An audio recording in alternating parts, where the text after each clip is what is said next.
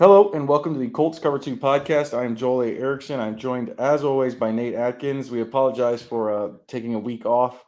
Nate was resting, getting ready for what's to come this week. It's already been a busy week for both of us. It's going to get much, much busier. We're taping this on Wednesday.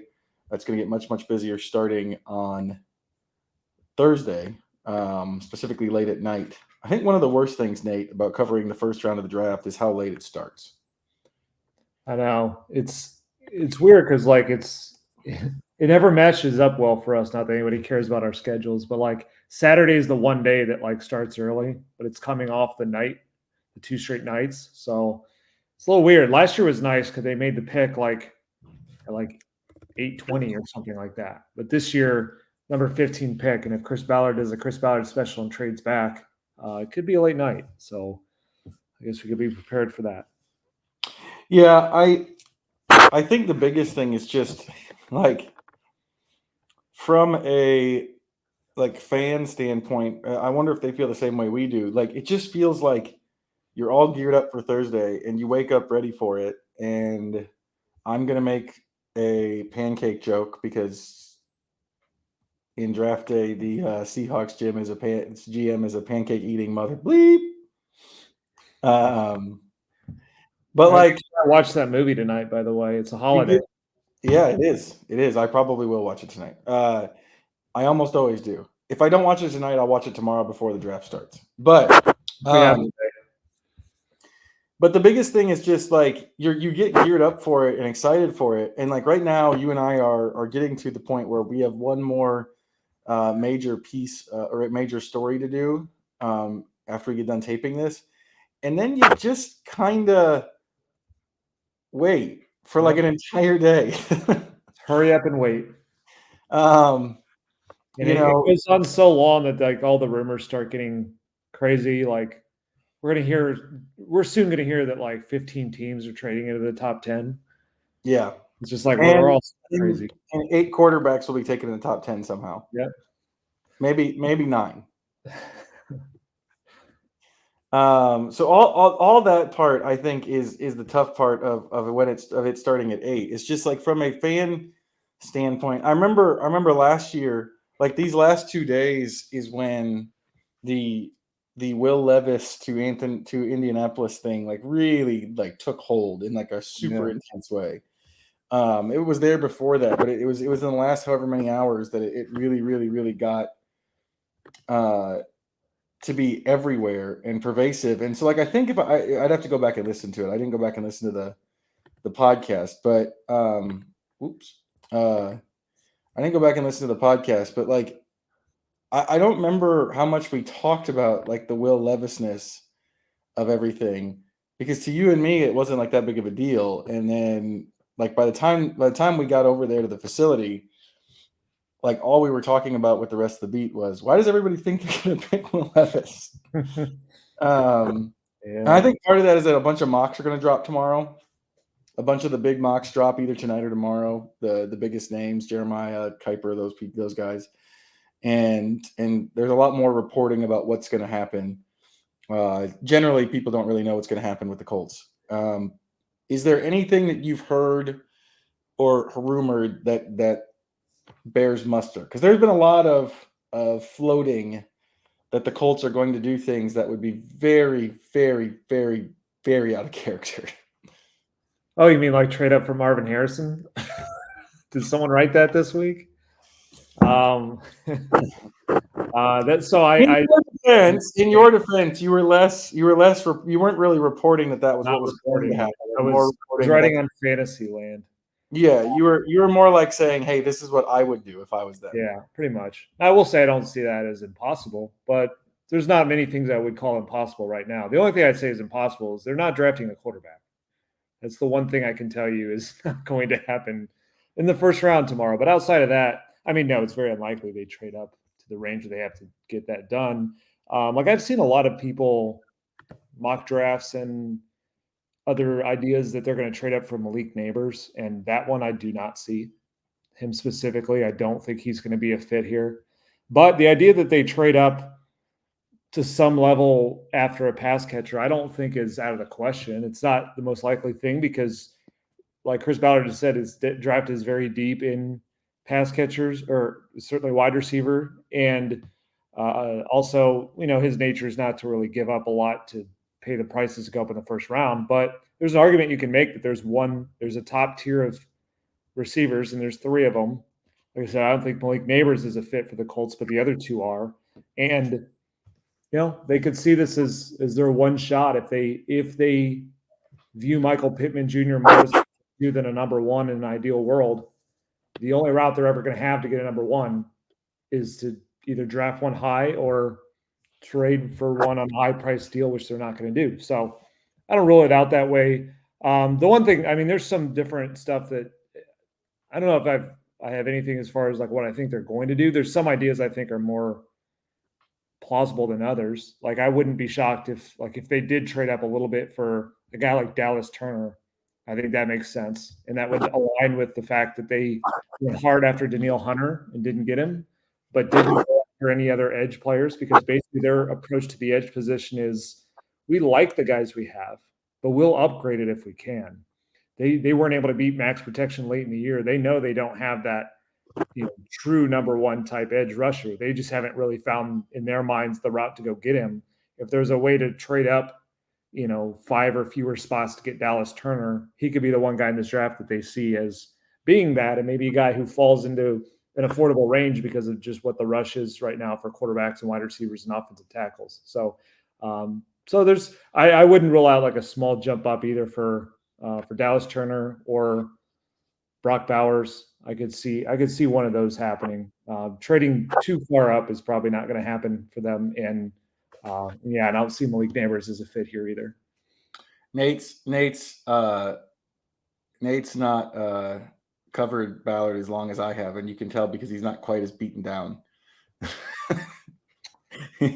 he still dreams of interesting things happening in terms of trades up and moves that we don't see coming. Well, look, the most likely thing is they trade back twice and then take like a blocking tight end. I think that would pass sort of that might be a little over the top. But. Absolutely. Chris Ballard's track record tells us what they're going to do and not do. I leave a little bit of a door open for the influence of Shane Steichen and Jim Irsay. Never forget that one time Jim Irsay did make a major move happen after getting off the phone with a Colts franchise legend. So I'm just saying there are certain wild card events that can happen that can make it so Chris Ballard's track record really doesn't have anything to do with it. But you just never quite know. It's a crazy week. It's a hypothetical crazy week. So here we are.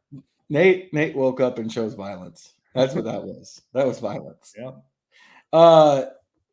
Okay. Well, I will say real quickly, the one thing I do want to point out, I do sense a little bit of a shift with Chris Ballard as it comes to wide receiver because of the arrival of Anthony Richardson and Shane Steichen and the fact that the model that they're trying to implement from Philadelphia was all about flooding Jalen Hurts with wide receiver talent, from Devontae Smith as a top 10 pick to A.J. Brown as a monster trade on draft day. And that's kind of been the one consistent thing they've all said, that they're going to add a pass catcher. That's kind of why I've been on that train a little bit more. I know Chris Ballard's nature is not to invest in wide receivers, but he had never paid one until he paid Michael Pittman Jr. So we've already seen one example of something new happening in that way. Now you could say, what else were they going to do? And that's fair. That was the kind of box that they were in at the time. But that's the kind of the one slice of, that's the one part of like Ballard's track record that I could see evolving a little bit, but probably not over the top, not like the hypothetical I wrote about this week. I do think that here's the thing with wide receiver. They have to take one. There's no way around it. Whether it happens in the first round, second round, third round, they have to take one. They only have 3 guys who played last year. Like they only have 3 guys who played significant snaps last year. They have to take one. Ballard, whether or not he's taking one in the first round or whatever, I've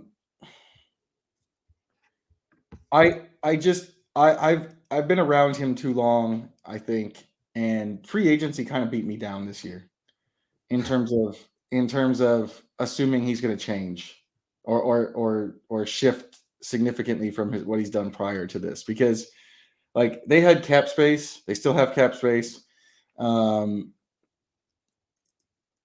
They needed to do something to they need to do something to take themselves to the next level. They signed two guys from the outside, one at backup quarterback and one at backup nose tackle. And like to me, the lesson was, or the lesson felt like Chris Ballard is who he is. He's going to stick to this. They need Anthony Richardson and Shane Steichen to put them over the top. They feel like like when they get a real quarterback, it'll put them over the top. That's part of it. I think I'm beaten down a little bit.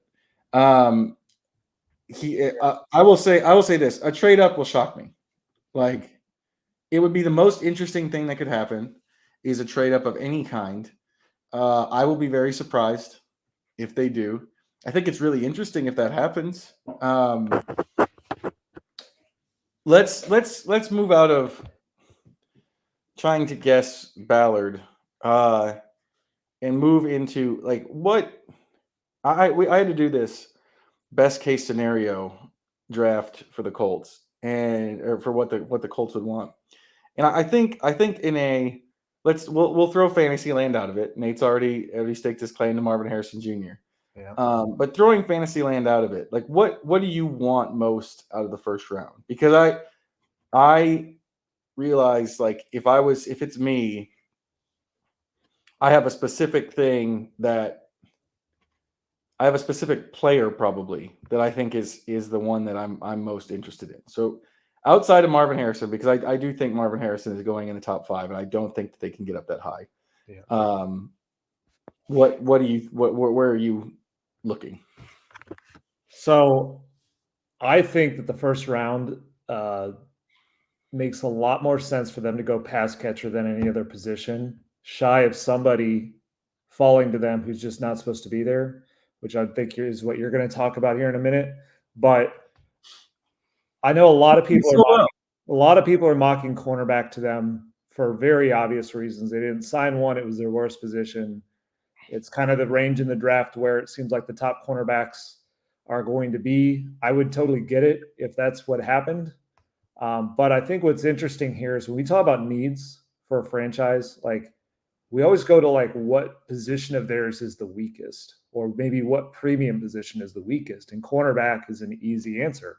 And I don't disagree. I've been talking about how that's why I thought they should have gone to free agency.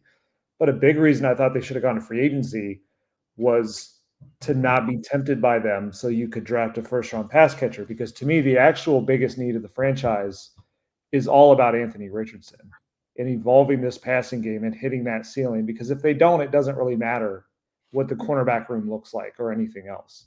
And I am mostly saying, like, I did a mock draft today. So I had to do a 7-round mock draft. And I pretty much drafted under that mindset. In the first round, I took Brock Bowers, who happened to be there at 15. Second round, which I don't think this will happen, but Xavier Worthy was there. So I took him. And I ended up drafting a corner in the 4th round, which would be very surprising. In that scenario, I think they would have to go sign somebody after the draft, which there's a couple of options out there. But I think it is just so important to tap into this year's pass catcher group. It's like it is such a gold mine in the NFL right now. These pass catchers coming in the NFL, and there's so many of them, but they're going at like high rates now that there's this race for them. A lot of those mock trades up in the top 10 are about the wide receivers or sometimes Brock Bowers. This is their chance to go get one of those high-end players. And if you look at their entire group of pass catchers right now, the only ones I think you can talk into having true high-end, like blow your mind potential in a realistic way, I don't know that there is one. You have to get over the durability concerns of Jelani Woods and talk yourself into that profile of the player, but we just haven't seen it enough to know that any more than anybody who's in the draft. I think Michael Pittman Jr. profiles, and I think they see him this way, is more of like ideally one of the best, number 2 receivers in the league, the same way Devontae Smith is. So great player to have, but not the guy anchoring your passing game. They don't have a tight end who's established. Josh Downs is a great fit as a slot-only receiver. Alec Pierce has a good singular skill set of running down the field and catching routes. But for them to get a fully well-rounded, versatile weapon that, to give that to Anthony Richardson and Shane Steichen and get it on a 4-year rookie contract to avoid paying the rates that are going to those guys in free agency, which is they're hugely important to them, especially now that they're paying Pittman. To me, I'd like to see them take the best one available. The only one that I can see realistic, if they're not trading up near the top 5, would be Brock Bowers. And so that, to me, if he's there at 15, I think that's the best case scenario.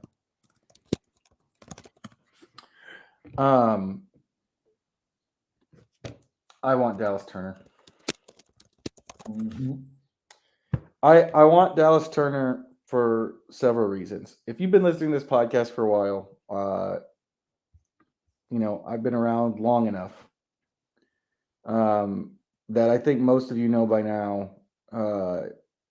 We keep talking about this true difference-making edge rusher, the absolute, like, real difference-making edge rusher.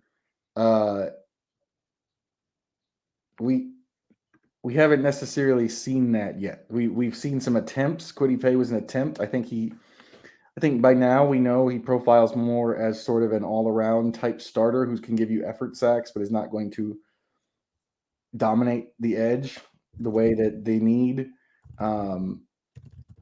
It's the thing they don't have, and defensively, I think even more than a corner, even more than a shutdown corner, if you had a real, honest to God, superstar edge rusher, I think it transforms this defense in a way that it can help Anthony Richardson by not making him have to score a ton every game. Now, Dallas Turner is almost certainly going to go off the board before the Colts pick, especially if they don't trade up. The Falcons, Bears, there's another one I'm not thinking of. The Saints I think are taking a tackle. But like there are a lot of places that he could definitely go. But if we're just talking about like what I think can get this team to the next level, it's that edge rusher. It's that actual edge rusher. I agree. I know that there's I know that I think most people agree with you. I think most people want a pass catcher. I think that I feel like they're maybe. I've seen a lot of people pushing for a corner, but I know that there is a specific love for Brock Bowers. I put a poll out today where I said, if they're picking at 15 and these 4 players are there, who do you want? The players were Bowers, Terrion Arnold, Quinion Mitchell, and Brian Thomas Jr. So far, 2/3 of people have picked Brock Bowers. So in that sense, you're right. But to me, I don't know, that feels a little specific to him because I feel like the conversations may be different with Brian Thomas or someone like that. I don't know. Yeah, I think maybe it's just because I was just on the radio right before we started doing this, and we talked a ton about wide receiver. I know people don't like this, but I think recent history bears it out.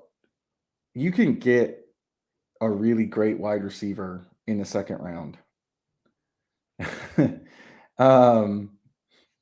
And in a way recently that you can't necessarily, it's a lot harder to get a pass rusher. So I think that's part of it too. It's just they've used second round picks on edge rushers and third round picks and mid to late first round picks. They've never like gotten the best edge rusher in the draft, unless, I mean, the Kwity Paye year, there were some people who said that, but it was because it was a down year that way.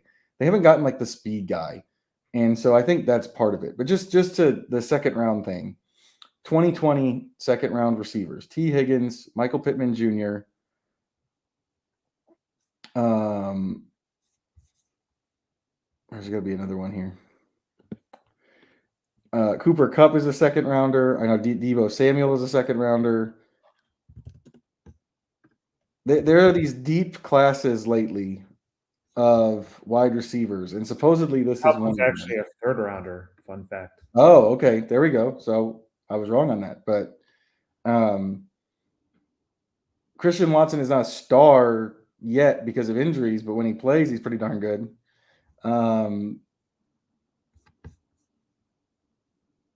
And George Pickens is a guy who is very productive. Now he's got some off the field stuff that you have to deal with, but George Pickens is another guy in the second round. They've had these Jaden Reed last year.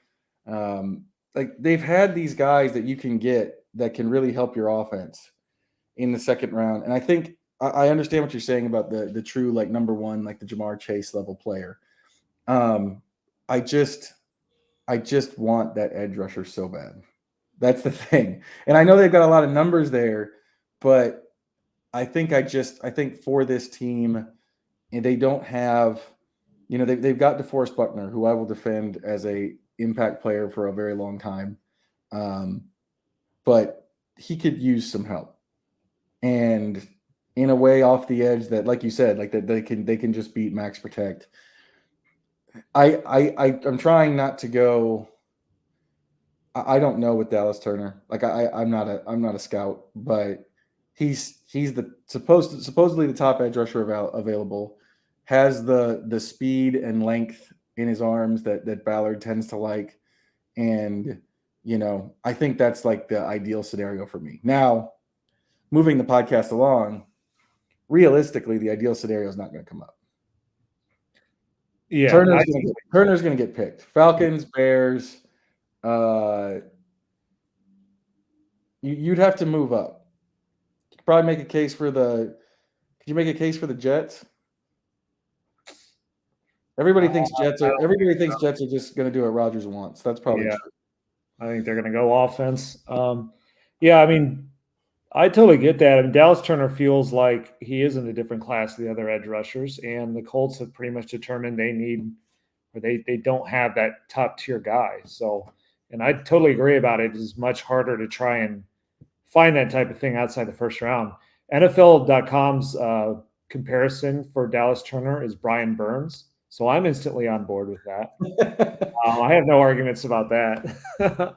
But it's just that he's not going to get there. Yeah, he's not going to get there. My other thing too, like I have nothing against that argument, except that to me, defensive end feels like the perfect pick for them to make next year when they are they're done with Kwity Paye after this year if they don't pick up the option. Yeah.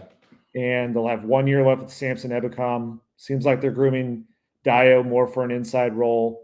They're going to they got a lot of bodies there right now. Now, I mean, if Dallas Turner's there, he's going to be their top edge rusher and probably have Kwity Paye be a rundown type player. And that's certainly totally fine to do. But to me, it's more about sort of, I just look at this draft much more about like, what does this franchise really need right now? And to me, that's getting the absolute most out of Anthony Richardson as a passer. And so that's it's just more of a priorities thing to me. But I mean, Dallas Turner is, I would have absolutely no complaints if that's how that works. But like you said, I don't think he's going to be there. Even in the 7th round mock draft I did, I chose Bowers, and Dallas Turner was there in that simulation, but I didn't pick him because I just don't believe he's actually going to be there. So that's why I went with Bowers. But yeah, I mean, if he falls, it's going to be hard and you can go and get like a guy like Xavier Worthy on day 2. I mean, it certainly makes sense. It's hard to nitpick too much, especially, if Dallas Turner, it's similar to wide receiver in the sense that like, if he hits that ceiling, you have 4 to 5 years of him on a deal that doesn't pay the type of deal that Brian Burns just got from the torch gets from a financial standpoint, the torch then gets passed from Buckner to Turner if he hits like that. Yeah, and I think, I mean, you envision a world where Turner is rushing next to DeForest Buckner, and you're going to double team DeForest and give a one-on-one pass rushing rep to Dallas Turner, and on the other side you have Dio Adangbo and either Kwity Paye or Samson Ebukam or maybe Tyquan Lewis. Like, you can see how this would just suffocate. But I also wonder if they would get the most out of that given where their secondary is. Like there's just some element of that where I do think that's their mentality is like, let's It's just interesting that neither of us went corner. Yeah, so the corner thing, I mean, that's another one where like a guy like either Taron Arnold or Quinyon Mitchell, if that's the pick, I'm not going to have any problem with it. It makes total sense in their needs. I think those are good players. I don't think this draft has that top end corner, the Devon Witherspoon, Sauce Gardner. So it's like, it's an interesting debate of like, do you, I've heard people say like, the Colts could take either the top corner or like the number 4 wide receiver. But it's like, but that disparity is there for a reason, is that the wide receivers are so much better than the corners on the high end here. And it's tricky because I looked at corner, it falls off pretty badly after the first round. So the thing with corner is, and I ran into this when I did that best case scenario thing. In terms of fits for what the Colts like, once you're in the second round, like the guys are either too short, they're not athletic enough. Like there's not a lot of fits from a what Ballard likes standpoint or what Gus Bradley likes standpoint. Is that kind of how you felt? Yeah. There's I'm trying to remember his name here. There's a Notre Dame corner that I drafted to them that actually fits very well, but it was very hard to find many of those. That's why I kept in my 7-round mock draft. I only took him in the 4th round. It's Cam Hart, the Notre Dame corner who's like 6'3". So he was like the one, but yeah, most of them, each round I'd go and I'd look at the ones that are supposed to be projected up there and it'd be like, oh, this guy could be a great nickel corner. Or it's like, this guy's got all this long speed, but he doesn't work in press. And it's like, that is kind of what's weird about, not weird, but they do have a type here. And that's why Juju Brents was such an easy mock last year. That was like the one player I said they're going to draft him back at the combine, and they did. But it wasn't like it just was easy to see. This year it's harder to find those. And so if they feel like there just aren't scheme fits for them outside of these guys in the first round, and they also think they're the best in the draft, I mean, it's not surprising at all to see people mocking Quinyon Mitchell for a lot of different reasons. For those reasons, for the fact Quinyon Mitchell is that's a Ballard corner. It's such a Ballard corner. I mean, he was a great Senior Bowl player. Arms aren't super long, but the speed is there. He's 6 feet tall. Yeah. Super explosive.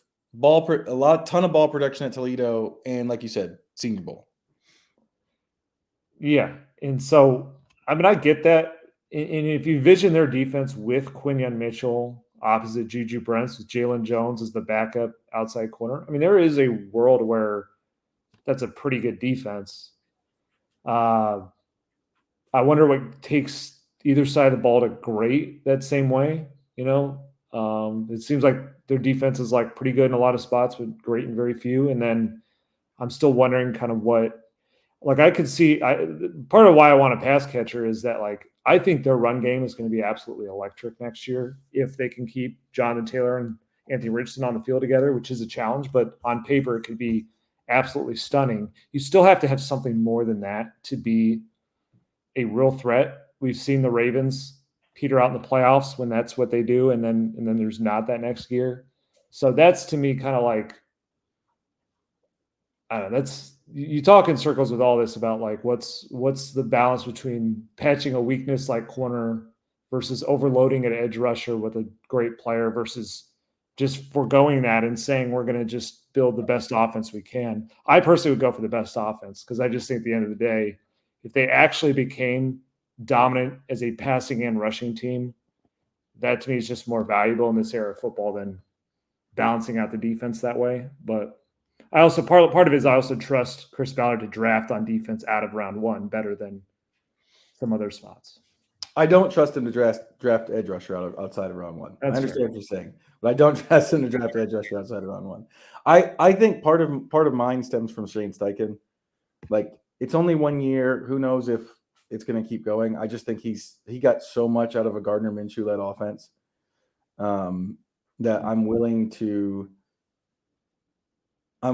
try to upgrade a defense that was 28th in points last year, and count on Steichen to use the stuff he has with him and get the most out of Richardson from an explosive standpoint. So that's part of it. I think you can go back and forth on this. Now let's try to get into like realistically what we think is going to happen. Trade back twice and draft a blocking tight end. That's over the top. You said I wasn't beaten down enough, so I had to. Realistic. I said realistic. Okay. A blocking tight end in the first or high second round, that even for Ballard, that would be a lot.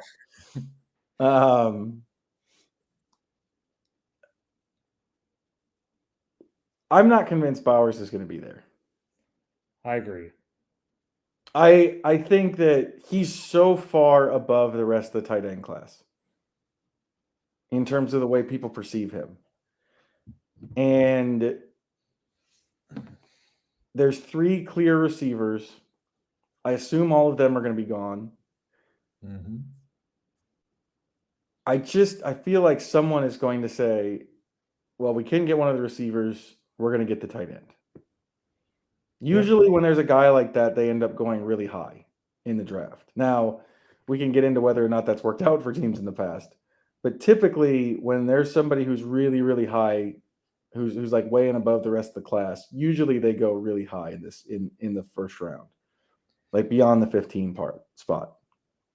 Especially if your mentality is like, we want one of the top wide receivers, they're not there.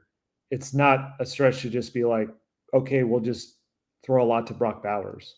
Like you have targets in your offense. You have a hierarchy that needs to be established, and he's going to fit in any offense where you actually prioritize him and make him like a high volume guy. So also outside of the Bears and the Falcons,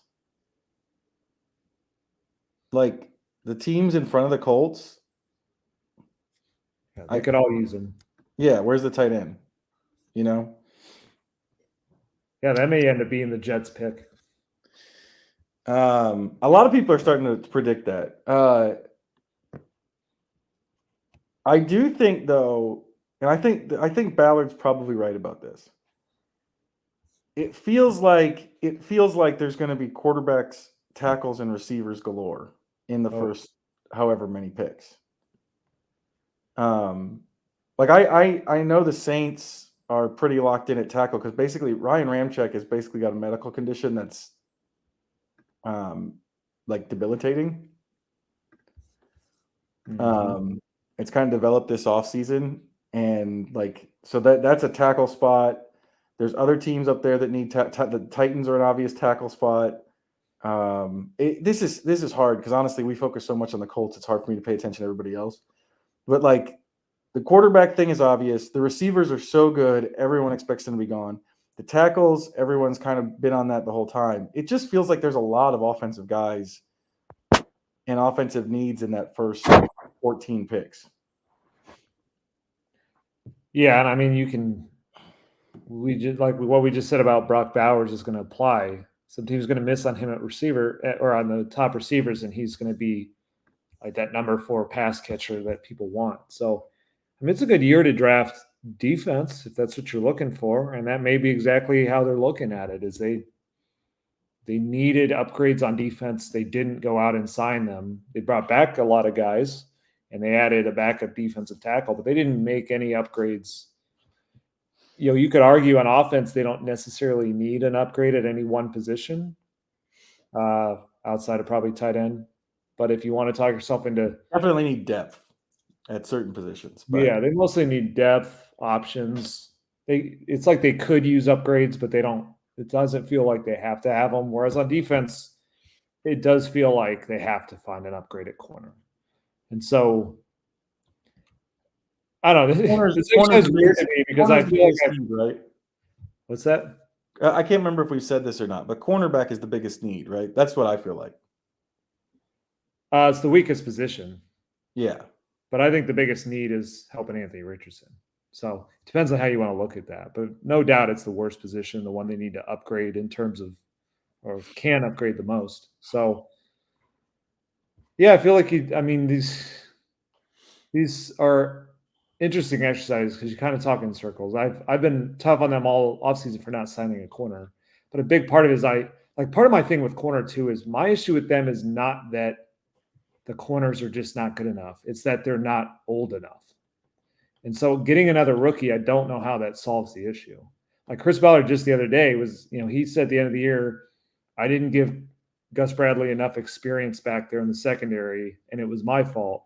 He got asked to kind of, well, where are you at now? You didn't add anybody. He said, well, now we're not as young anymore because these guys played. If they go out and they draft a rookie and start him, they're going right back to where they were. Now they're more talented and it can work out in the long run, but I just don't think the draft is going to be the solution for what they actually need in the secondary. I don't think it's just, certainly they need more numbers at corner. That's why I think they need to draft one somewhere in the top 4 picks. But I guess that's kind of the hesitation I have about the first round corners. I don't think that's the solution to that specific need the way that other people seem to think it is. Just with the makeup of their group, it's just like Juju Brents played 9 games last year. Jalen Jones played a lot, but he needed to play a lot because he was so raw as the 7th round pick. I kind of hit a rookie wall late. I don't know what he ultimately is. Dallas Flowers did not get much time. He's coming off the Achilles tear. I don't know if adding another rookie to that room, it certainly raises the floor in terms of they have more numbers now. There's fewer guys who can go down. It's a better player in the outside a premium spot. You're less of a hole at a premium spot. I think it helps the floor. But if we're talking about like, we're going to help this, like you're trying to help this 9-8 team not just get to the playoffs, but like be a danger in the playoffs. I just don't know that Juju Brents in a rookie corner going up against Jamar Chase and T. Higgins is going to make you feel like you got there. So that's sort of my hesitation with it. Yeah. That's I mean, the hard part here is that like wide receiver, tight end, cornerback, pass rusher to some extent, but like I think if you get the top pass rusher in the draft, we've seen that guy be productive a lot. Yeah. But wide receiver, corner, tight end, even tight end, like there's a lot of you might not get immediate impact in this particular level of the first round, historically. Like, and I don't think the hard part is no one really wants to hear that right now because we want to hear about like what these guys can do, but like realistically, in terms of historically what teams have gotten in terms of immediate impact in this like 15 range, there's some hits and there's some significant misses, and that's like that doesn't mean you don't take one of those players. Like I think I saw somewhere today, I think Schefter tweeted that somebody at ESPN like tried to figure out like what the most safe first round pick is, and it was center. And like, duh, you don't pick a center in the first round unless they're like a generational center. So you draft a first round center and he's not ready to go. Yeah. Same thing with like the rest of and the other thing is the Colts don't need offensive linemen. Like it's not that you would not make a pick because of that. But in terms of, and this is I think part of why I think there's so much frustration from basically all circles except the Colts that they haven't done more outside, is just like you put so much on these rookies by not signing anybody, by saying like they have to be great right away. Have to. And Chris Ballard Chris Ballard is going to come out as soon as they make the pick and say, don't expect him to be great right away. But like, you're also doing that by not signing anybody. That's to me is the piece that like there's a disconnect there. It's like, it's like he's absolutely going to say, sometimes it takes time to like if it's a wide receiver, he'll be like, sometimes it takes time with wide receivers. We can't expect him to transform everything right away. He'll do it with corner. He's done it every pick since I've been here. But they kind of need this draft class. They do need this draft class to elevate them. And you can't count on a draft pick to do that right away. You just can't. I will say this. They have gotten a lot of immediate impact during Ballard's time. You can go back through just about every draft class and see somebody who started a lot of games, or played a significant role, or in the case of like Quentin Nelson or Jonathan Taylor or Shaq Leonard or Braden Smith, like you got an actual real player right away. But for all those guys I just named, Kwity Paye had 4 sacks. Rocky Sin wasn't ready. Alec Pierce didn't change the offense a ton. Like counting on whoever the first pick is wasn't healthy. Yeah, counting on the first couple of picks to automatically elevate you it's a crapshoot. It's a crapshoot. Like for every 1,100-yard season you get from Jonathan Taylor, you have a 4-sack season from Kwity Paye where he's injured a little bit and it is helpful but not a difference maker. And that's kind of what's tough about this exercise is we're meshing like what we think they should do. And in a way, it's like, well, let me talk about what I think they already should have done. Like That's good. That's good. I like that. You know, like they're in some weird spots because of the way that they've done this so far. And I did just think cornerback people, it's hard to argue, but a lot of people are pushing back anytime you bring up a position that's not corner. Like we have to draft a corner. We don't have any. And part of me is like, that's why they should have signed them, but they didn't.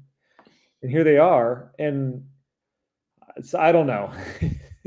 It's sort of like we could talk about what they should do, but that conversation, we got to go back 2 months on that conversation because it's not as simple as say what they should do in this draft, because if you just stick to that, it's going to be something that didn't jive with what they've already done. Right. I mean, just as they still could sign secondary players. They still could.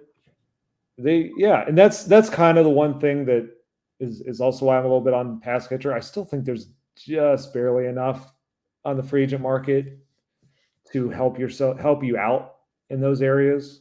Like if they go out and they sign a guy like Steven Nelson, who started in the AFC South and is probably starting caliber, if not, not special, that to me gets you close enough to what year one production would be out of a rookie cornerback, but it solves some of the youth issues.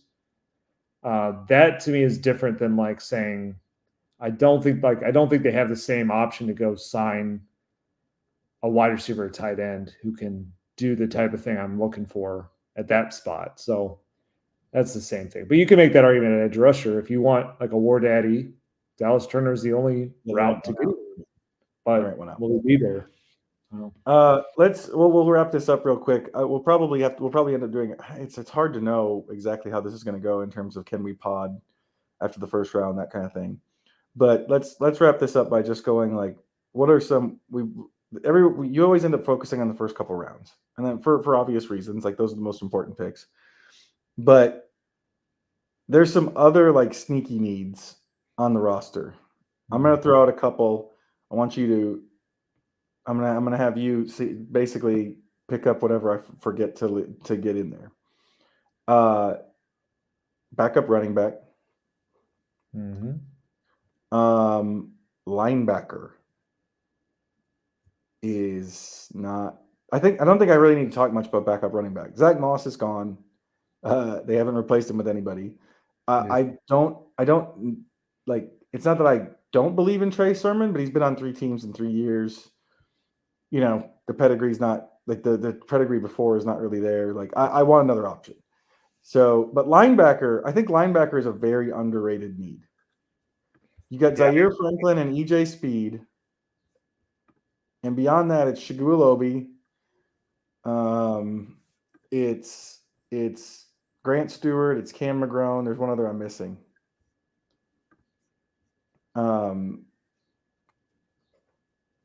But if you lose, if Zaire Franklin or EJ Speed go down, you don't have a great option. Ronnie Harrison, that's the other one I'm thinking of. Ronnie Harrison. None of those 4 I just said are what I would consider to be like up and coming starting caliber linebackers. And EJ Speed's headed into the last year of his deal. So linebacker, I think, is another one. And then maybe interior offensive line. Just because you've got a couple of people headed to free agency. Yeah, I agree with those. I mean, running back, the thing about it is Jonathan Taylor is obviously a workhorse, but that's 2 straight years he's dealt with injuries. If he goes down, you don't want all the rushing responsibility to fall on the quarterback that you're also trying to keep healthy. So I think they should go for, a guy that can be that type of player. Like I mocked them, Audric Estime out of Notre Dame. There's guys like a local guy, Isaac Arendo out of Louisville. There's some guys like that who can be sort of like, they can offer more than what's currently in your room right now. And linebacker is the one, like it is underrated because they have a pipeline here where they draft a guy in day 3, they start him on special teams, and then they develop him into a starter, and they get him for very cheap on the course of that deal. That was Zaire Franklin. That's EJ Speed. And I think they need that next one now. So a guy, and we know they need special teams coverage help. So it makes a lot of sense to get like a special teamer linebacker who can also add to the depth at those spots. The one other one I'll throw out there is I think they need a return man. I like this. Yes, go. This is partly why Xavier Worthy is so interesting, as he's an electric punt returner. They kind of could use either one of those, punt returner, kick returner. Now the new kickoff rules are such that you could use 2 kick returners. So you think Dallas Flowers, if he can get back, can fill one of those spots. But I don't love the idea of using Josh Downs as your punt returner and making him a high volume slot receiver. They kind of did it. They did it when Isaiah McKenzie got suspended, and he's good enough to do it, but it's just a lot to put on one player, and I'd rather save him for offense. And so if they can get a punt returner, so it's one of those, like if either the wide receiver or the corner they draft, I think if they have return skills, they're going to move up the board because of that. So those ones stand out. And then, yeah, that's mostly all the needs. I guess the one other thing I think they could think about, it's less of a need, but if they want to go for like a late pick at quarterback, who's like a third stringer, developmental, mobile type of player, like I mocked them, Joe Milton out of Tennessee. If he happens to be there, it has to be one where he has to be the right fit, because they have Sam Ellinger there, and it's a third string guy, but Joe Flacco's 39 years old. It's a great fit for right now, but going forward, you're going to need a backup you can rely on behind Anthony Richardson. And though Shane Steichen's proving they don't feel like it has to be a mobile one, I do think it'd be kind of interesting if they could get that and develop it. Guy that's going to fall in the draft because he's not, he's raw, but they've got a couple years to work with. That could make some sense. One last position, I think we can end here. Safety's a weird spot to me. It's a hard spot to think about and project because, number one, this is not supposed to be a good safety class. There's not really a first rounder available, at least according to the analysts that I've seen. It's not super. It doesn't seem super deep. It seems like a pretty bad safety class. And the Colts have a ton of uncertainty at safety. We don't know if Nick Cross or Rodney Thomas can be a reliable long-term starting free safety. Julian Blackmon is on a 1-year deal with an injury history. And yes, he's coming off a career year and he was great last year, but you kind of have to do it again. That position, I think the reason that we're maybe not talking about it more in the draft has to do with the class. Like, if it was a better safety class, I think we're talking about, if there's an actual first rounder available, I think we're talking about, is that person a player at 15? You know what I mean? Because, or second or third round, it's not a great safety class. And I think that's maybe pushed it down the list a little bit for everybody. But they are uncertain at both spots, and all 3 of their top guys are question marks in one way or the other. So I think safety is an interesting position to me, because I'm sure there are good players in this draft class at safety. It's just, when do you take them? How do they fit? What does it mean going forward? It's a super interesting position because of the spot they're in and what's available to them. Because if there was that difference maker, especially as a free safety, it could be just an easy mock to put in for the Colts, but there's not.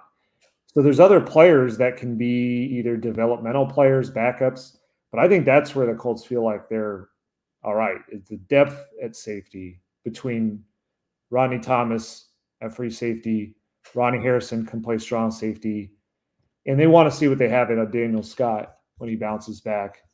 We haven't seen anything out of him, but they just keep bringing him up as a guy that they like.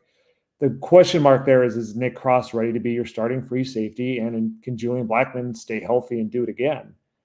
And it's almost like they don't, what's the action to follow up those questions with? It's almost like they have to they're going to play it out and see. Again, when we talk about like, what should they do versus what should they have already done? I think if your plan was to play Nick Cross at free safety, I like that plan. I've always been bullish on Nick Cross. You shouldn't have waited till week 16 to try it.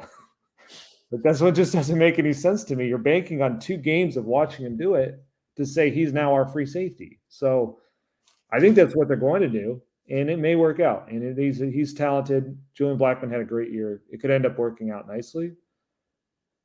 It could also end up being a position it's possible they need 2 of them next year because Julian's in a contract year and Nick Cross is going to get his year to prove what he is. So it is very hard to understand like where it's one of those positions that they seem to have put themselves in a position with it, and we're just going to have to see if it works or not. The crazy thing is that sometimes doing that works for this team. That's the crazy thing. It's still possible. Since they created extra room with the DeForest Buckner contract, they could go out and sign Quandre Diggs or Justin Simmons. I think it's very unlikely. Yeah. But I mean, the money's there. Or the cap space is there. Those guys are there. The fit is there. Like, it isn't like they can't do it. But it's not the hard part, and this goes back to what we were saying at the top of the draft with the trade up thing. It almost ends. We're almost at the point now in the 8th year in the 8th offseason with Chris Ballard, where like, can they or should they almost feel like futile things to talk about, and that the only thing that matters is will they, right? Yeah,